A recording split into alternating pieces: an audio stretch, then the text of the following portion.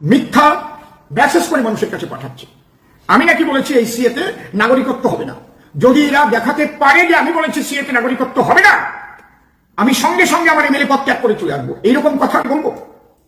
মাননীয় অমিত শাহজি, বিশ্বপ্রিয় প্রধানমন্ত্রী, তারা যে লড়াই করে আমাদের নাগরিকত্ব দেওয়ার জন্য সিএ পাস করেছেন এবং সিএ লাগু করেছেন, এত বড় মিথ্যা খবর দিতে পারে আমার ধারণা অতীত।